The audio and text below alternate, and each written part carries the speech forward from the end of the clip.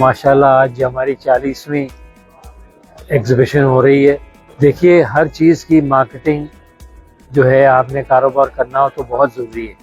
ये एक तरह का हमारा शो केस है, मार्केटिंग कर रहे हैं। हमने पूरी दुनिया से कस्टमर्स, गेस्ट बुलाए हुए हैं जो विजिट कर रहे हैं, वो आके सिलेक्शन करते हैं, यहाँ से परचेजेस करके जाएंगे। टोटल हैंडमेड कारपेट है, ये एक पीस ऑफ आर्ट है। आप समझें कि अभी भी हमें इसकी कदर करनी चाहिए, ये एक पेंटिंग की तरह है।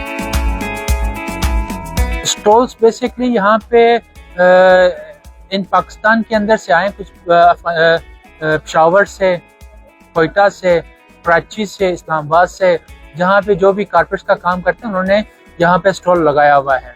और जो क्लाइंट्स जो हैं वो बेसिकली आ रहे हैं यूरोपियन कंट्रीज से और यूएसए से। इसका जो एक ज़माने में बहुत ज़्यादा हजम एक्सपोर्ट हो रहा था, अभी आजकल बहुत कम है, क्योंकि हालात जो दुनिया ऑल ऑफ द वर्ल्ड जो है, हालात बहुत ख़राब होने की वजह से हमारे भी कारोबार में काफ़ी इफेक्ट आया है। बहरहाल पहले की तरह तो नहीं, लेकिन फिर भी बहुत अच्छा काम है।